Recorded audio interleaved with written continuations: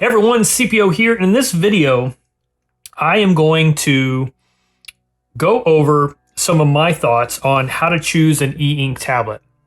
There's a lot of people who are entering this space that have a lot of questions, and I see it on the Facebook group posts, I see it in the forums, I see it on Reddit and on YouTube. Lots and lots of questions. And there are folks like me doing reviews of products and demos of specific products, but it still doesn't really answer the question of what should you be looking for? What are the things you should be considering when you buy a tablet? Particularly, I'm talking about e-ink tablets. Just because I like something doesn't mean you're going to like it. A perfect example of that is QuarkLogic Paper. I thought I was going to love that tablet. My Deep Guide, Voya, did a great review, said he loved it. Morning Coach did a review, said he loved it. I'm like, hey, I'm going to give this thing a try. I just couldn't get on with it. Like, there was too many things that I need for it to have happen to work for me. And I ended up sending it back. I ended up taking like a $200 hit on that because I returned it and they charged me a restocking fee. So, if you buy something because somebody else loves it, you're at risk of wasting money, not loving it, having to suffer with something that you don't enjoy. So I'm going to give you some things to think about, and we'll just see how it goes. So how to choose an e-ink tablet, some thoughts. Now this is tablet agnostic, right? So I am going to talk about the books lineup, the QuarkLogic Paper, the Super Notes, and the Remarkables, but this isn't about any specific brand. This is about things that you should consider, and different brands are going to have different things to bring to the table. All right, so the first thing I want to talk about is notebook replacement versus productivity device. Now, this one is a little bit interesting, and it's something I want to spend just a second talking about because I think a lot of people are looking for one and getting the other. So let me explain. So there's sort of this marketing thing that Remarkable has done, basically talking about how simple their device is, how distraction free it is. It is a paper replacement. It is designed to replace your notebook, like my Moleskine here, and provide no additional functionality. That's its job. And so a lot of people get it and they realize that it's just like a notebook except electronic, and they wanted more and they're upset by that purchase. Well, I think you're looking for a productivity device. And I'll argue, right, the Remarkable is a productivity device. It's not really a pure notebook replacement. I don't think anything is. The fact that you can organize, it's almost endless in its ability to add pages and notebooks, and you can put ebooks and PDFs in here, right? My notebook doesn't do that. So if we talk realistically, none of them are true notebook replacements. But where I want to spend my money and effort is on a productivity device. That's what I'm getting an e-ink device for. I want something that I can use for productivity, something I can take notes on, something I can journal on, something I can do my day planning on, something I can make videos with, like this. Turns out to be pretty handy. So, and even if we look back at like my paper notebooks, and I'm going to blur this out because there's no reason for you to see my stuff, but I have things taped in here, pages taped in here. I have content, I have business cards, I have airline ticket stubs, so my paper notebooks, right? Even my paper notebooks have things added to them, attachments. So I want my digital device to be able to do that same thing, right? So it's unfair to say that, you're buying a pure paper notebook replacement, therefore you wouldn't expect to be able to have the ability to paste images or text into your page. Well, I do that with my paper notebook. So that's a little rant, I guess. But I really think what most people are looking for is this, a productivity device, in which case they can manage their lives. And so the things I'm going to talk about next are going to be my random thoughts on things to consider when you're buying that. I'm also going to spend some time talking about size, the different size variations of these devices, because that can be confusing, especially for you US viewers who are not used to the European nomenclature for sizing. All right, so these are in no particular order. It's just as I thought about them. So don't take the fact that offline versus cloud is most important because it's first, or least important because it's first. It's just the order I did this. So offline versus cloud. This could be important, especially from a data protection, data privacy perspective. Maybe it's a regulation and compliance perspective. Where is your data being stored in the cloud? So some of you are going to be like, there's no way I want any of my personal things in the cloud. Or you work in an environment where you're not allowed to store things in a cloud. In which case you need to understand the offline syncing capabilities. How do you get things to the tablet and how do you get things off the tablet? Some of them are going to allow for USB transfer of data. The books lineup, for example, you can plug a USB thumb drive in and, well, using an adapter, of course, something like this, a USB-C to USB-A adapter, and then you'll be able to copy files on and off. Others have no opportunity for local data transfer. The CorkLogic paper was one of them that I kind of struggled with. The Supernote has the ability to do USB based, so does the Remarkable, where you plug it into your computer. Also has the ability to do a local wireless transfer through your local internet. So lots of offline options on some devices. And then cloud storage. Some of them are sync everything to their servers only. The others, you can maybe choose Dropbox or Google Drive. And it's usually still all or nothing, or you decide. The CorkLogic paper, you can have a local file system and a cloud file system. It's designed for collaboration. And so you can choose to have notes that never sync with anything and having another subset of notes that sync with their CorkLogic cloud. My problem was it wasn't easy to get things to and from the other side. Getting data on and off was more challenging. On the Supernote, you can checkbox select which folders you want to sync with Dropbox or their Supernote cloud. And I really like that because I can have a folder that's called work that doesn't get synced at all. And I do only offline backups. But my personal stuff, like, look, if somebody else wants to read my shopping list, go for it. So I don't mind if that gets synced. So you need to look at those things. And that sort of goes into the whole privacy thing. Like, where is your data going? What type of remote access is happening? And, people can get really paranoid about this. I have a tendency sometimes to get super paranoid about this, but in the end, everything I have is talking to somebody else. Just, make sure if you have any specific concerns, make sure you get them addressed with whatever device you're looking at. Writing feel is the big one. This is a really big one. And so a lot of devices are bought because of the writing feel. And it's all 100% subjective. If I say to you that this device right here, the Supernote A5X, by the way, has the best writing feel of any device, that doesn't mean anything to you, right? You can get that device and go, yeah, I don't like it. It feels, rubbery. There's something about it that I just don't like. Okay, fine. Hands down, the Remarkable is sort of the benchmark for writing feel. It has a certain level of scratchiness like a paper, a little bit of loudness, and then everything is sort of compared to that. But I will argue that's not necessarily the optimum writing feel.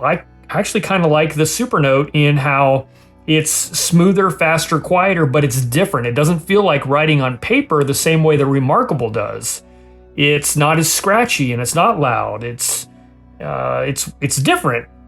Whereas the QuirkLogic paper is super scratchy and super loud, almost too much for me. And then you have the books lineup, the Books Note Air and the Books Note 3 I had. I've all done reviews and videos on these things.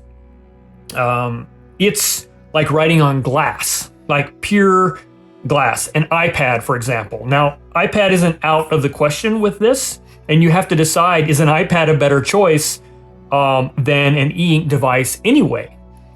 So keep that in mind as we go through this. The iPad sort of fills a lot of these functions, but it's different, right? Anyway, so decide what your optimum writing feel is, and if you could test them. Some of them you can buy and then return. Just beware. Like I said, QuirkLogic I ended up returning it. It's just too expensive to not really be ready for me yet. I know they have some updates in mind that I'm curious to see, and I'm really following them to see what they do, but it was too much money to just sort of sit while I wait. But you can buy on Amazon if you have that opportunity. Some of them are Amazon with free returns. Some of them from the vendors you can get with returns. So keep that in mind. But the writing feel is going to vary from glassy to scratchy, papery, and then somewhere in the middle. And then also know that, for example, the books lineup, I did a video where I found a screen protector that was a writing, actually it was a drawing screen protector from Elecom on the Books Note 3. That was amazing. I actually enjoyed that writing feel better than my Remarkable 1 or 2 when I got done with it. So you can sometimes manipulate that writing feel. Different pens, different nibs are going to manipulate that feel for you. So you can take a device with bad writing feel and make it feel good. It's just going to take some trial and error and perhaps some modification. All right, apps. Do you care if you can read Kindle books or not? Do you care if you can edit or create Word documents? Do you want access to email from your device? These are things you need to answer. And different devices are going to have access that others aren't. Size is a big one. It's important, but there are essentially 3 size options, which I'll talk to here in a bit. So I'm gonna postpone this, but just make sure that you figure out what size you want, right? So more to come on that. We're gonna postpone that for another page. Media integration. This is what I was talking about, like when I paste or tape things into my notebooks. Can I do that with this device? Can I copy and paste? And some of them I can, some of them I can't, some of them I can't now, but I will be able in the future. So think about that. What do you want from a media integration? JPEG images, PNG images, text, snippets, things like that. One of the critical elements that you need to sort of decide and understand is, what is your specific use case? Now, your use case may be different than my use case. And that's when we get into, when you watch reviews, the use case of the person doing the review is going to color their opinion of the device and its feature set. So I've made no bones about it that I like this Supernote A5X, but it meets my specific use case in a way that other devices may or may not, right? So just because I like it doesn't mean you're going to like it. So think about, are you wanting to do note taking? Are you wanting to do journaling? Are you wanting to do document reading? Are you wanting to do book reading? Do you want to do collaboration? Right? Some of them are great collaboration devices. QuirkLogic Paper, that is designed for this right here, collaboration. That's its number one like major selling function. But that doesn't mean that you need collaboration, right? So I found out I didn't need collaboration. And also your specific use case is going to change depending on your situation, right? So what I thought I was going to be doing whenever I got the device turned out I didn't do that much, right? So a good example, Kindle book reading, right? So Kindle book reading, I was super excited to get devices that I could have Kindle and do note taking, work stuff, personal stuff, journaling, all that stuff. But then I found out I don't really want to carry these devices around as a Kindle book, and I don't want to read in bed with them. I don't want to sit and read on the couch while my wife and I are watching TV. For me, the Kindle, this is my Kindle Oasis. It's a much better device, and it does one thing, and it does it really well. I just read books on this, and it's waterproof. I don't have to worry about it. If I drop it, oh well, it's not the end of the world. So I read on this, which means I am relieved now of finding a device that is a great reader, because sometimes they can be great note takers and horrible readers, or good readers and horrible note takers. But finding one that's really good at everything, it's tougher, just because of limitations. So although, like I said, this device has Kindle access, the books devices from Onyx, they have Kindle access. The Remarkable can read EPUBs and in PDF documents with some limitations. These can read EPUBs and PDFs. Books can read EPUBs and PDFs. So, and QuirkLogic, I know for sure can do, I think, both of those, but they have to import it into their specific file format. So, I would say they're probably least ideal at book reading, but almost all of them do document reading well, definitely journaling and note taking well. Can you get templates? Can you make templates? For example, the books devices can take a PDF template and then import that as a background in a notebook. This one can't do that. Single page templates of PNG format. Same thing with the Remarkable, and it's harder to get templates on other devices, on some devices than others. So just think about those things as you watch reviews and learn about products. Front and a backlight. There was a time that I could have cared less about a front light. And I say front or backlight. So e-ink has front light. If you're thinking about an iPad, it's going to be a backlight. A lot of people don't like the iPad for this type of stuff because it's harder on the eyes. It's brighter. The whole screen is lit up, and that's how it shows you the content. With e-ink devices, it doesn't really work that way. It looks more like paper, but you need a front light to light the display. So I'm not going into the technical details, but it changes how a device feels and looks, right, with a front light. I have a light on this Kindle. I don't know if it'll light up in here or not, but probably too bright in this room. But yeah, so I like having a light. What I realized is I don't really need a light on my notebook. My productivity device doesn't need a light. And that's because most of the time I'm using this, I'm either at a desk or I can sit somewhere where I can turn on the light. I'm not using it to read in the middle of the night, right? You can have a lot less light as a writer than you can as a reader. And if you get into a pinch, you can always get like a little book light, like something like this here. You can set that either on the tabletop right next to where you're doing things, or clip it on to the case or what have you. But so what I found is, at first, I really didn't care about a light at all. Then I got the books lineups with the lights, and I'm like, oh, this is super awesome. And then I realized I didn't really care anymore because I really only needed the light for reading, and I have a different device for reading, leisure reading. So the next thing we need to talk about is portability and transportability. That comes into two things. One of them is size, right, which we're going to talk about later. The bigger it is, obviously the least portable, and then they get smaller, but also fragility.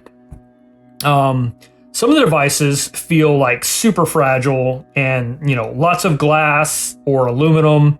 And then some of the devices are largely plastic devices and lighter weight and less fragile, so less drop concerns. So something to keep in mind.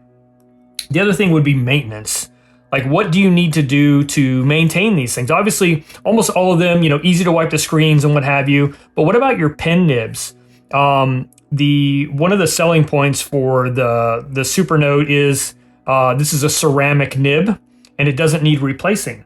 But I think all of the other devices use some variety of a felt or plastic or rubber nib that will wear out over time. Graphite, I think, is another one that they use.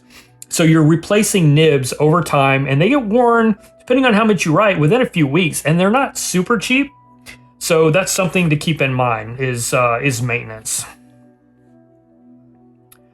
Company support. This one is huge for me. Actually, I buy a lot of products based on this factor, right? I am willing to take a chance on a product that doesn't meet my exact requirements.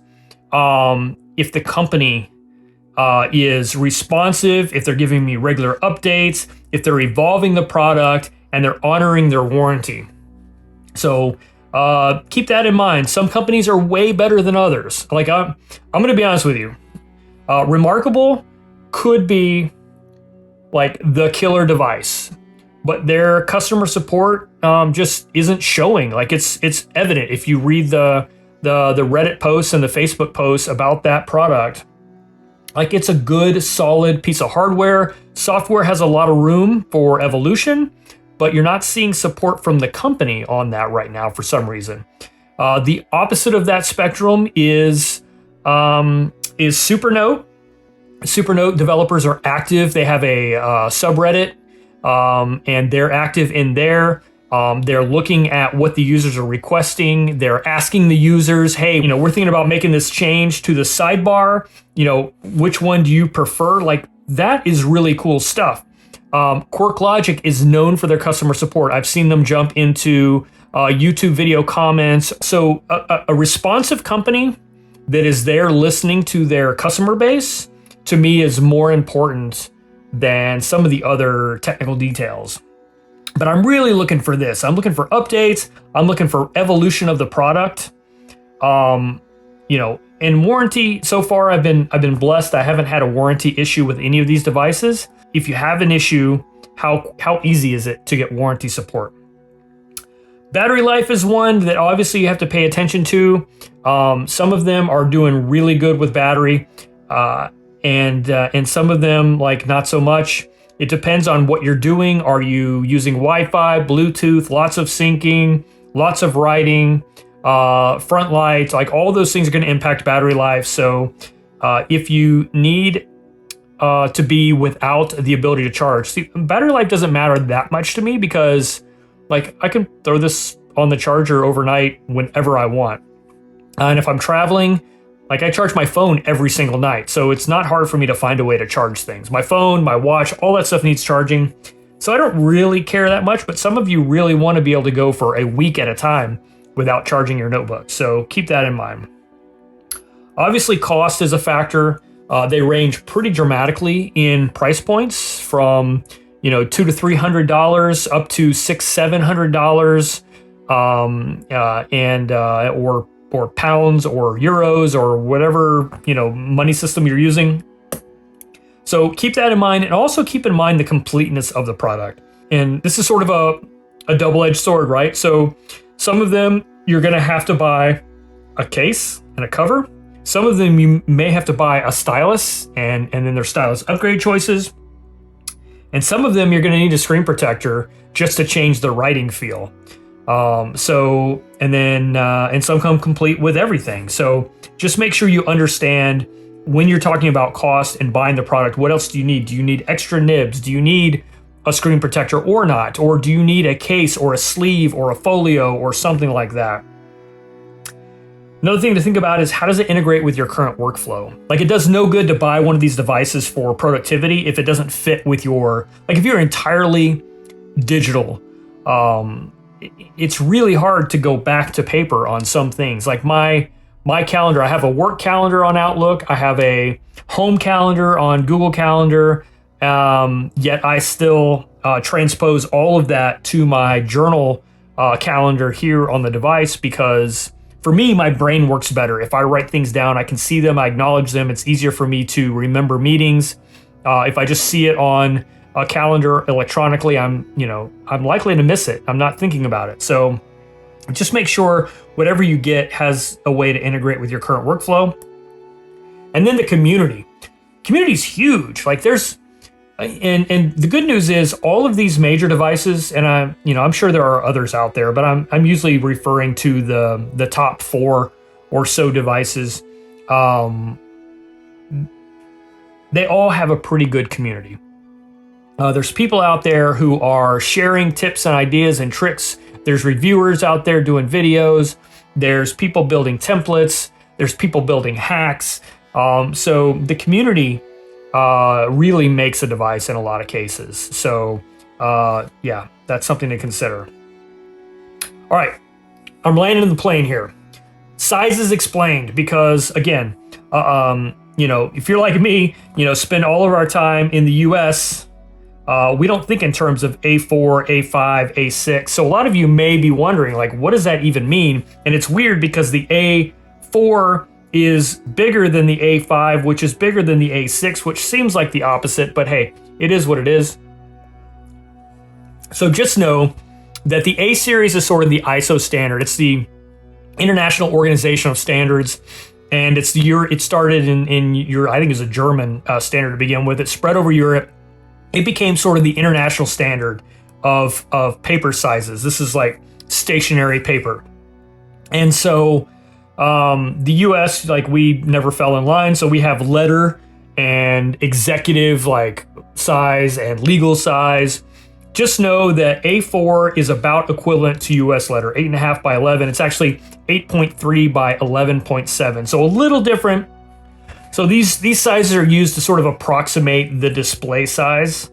So just, this is talking paper, but an A4 is about a letter, 8.5 by 11-ish. So the aspect ratio of these devices, again, talking about paper, these screens are not going to be exactly the same size as an A4 or an A5 or an A6 sheet of paper, but it's sort of a good rule of thumb as far as talking about the sizes. The aspect ratio is 1 to the square root of 2, right, which is 1.4142. The interesting thing about that is there is a mathematical sort of phenomenon where if you take a piece of paper, A4, with this ratio, 1 to 1.412, and you fold it in half, you get exactly a half of that size with the same exact ratio. So it doesn't work that way with US paper, but with the A4, A5, A6, the A4 is twice as big as the A5, which is twice as big as the A6. So when you're looking at devices, most of the ones that we're seeing on the market are in the A5 range. The Remarkable's A5, this is the Supernote A5X, the Books Note Air and the Books Note 3 are A5, the Lumis are A4, the QuirkLogic Paper is A4, they have a Supernote A6. So they do have different devices that offer different sizes. So this should give you a general rundown. But just know that the size of the screen doesn't necessarily equate to the size of the device. So, for example, these are both the Remarkable and the Supernote A5X are both, in theory, the same size class. But you can see here, the Supernote is quite a bit slimmer. It's about the same height, but it's slimmer than the Remarkable, even though the screens are nearly identical. Actually, maybe identical. So the form factor of the device is going to be different sometimes from device to device. And for example, the Books Note Air is more square. The Books Note 3 is more linear like this. This is the same sort of form factor as a Remarkable 1. The Remarkable 2 is just as tall, but a little bit wider. So the form factors are going to be different. But in general, the screen sizes are what we're looking for. So to show you how the screen sizes lay out, this is an A4, 210 by 148. An A5 is exactly half of that. It's now 148 by 105. And then an A6 is exactly half of the A5, 105 by 74. So these are your basic sizes of the tablets. A4, A5, A6. So yeah, most people are going to probably want an A5. That's a good notebook size. Matter of fact, my standard paper notebook size. It's a good size for productivity. It's a good size for portability. That's really all I have. I just wanted to run through that list with you because, like I said, a lot of people are like, hey, which device should I buy? I don't know. I don't know anything about you, your use case, what your requirements are. So hopefully this will just give you some things to think about, and then you can decide what devices you need. And just remember, you're probably looking for a productivity device, so figure out what that means to you. And if you're just looking for something to write on and draw on, then I guess your options open up a lot because all of them do that, and they all do that very well in their own way. Anyway, guys, that's it. Thanks for watching, and I will catch you on the next one.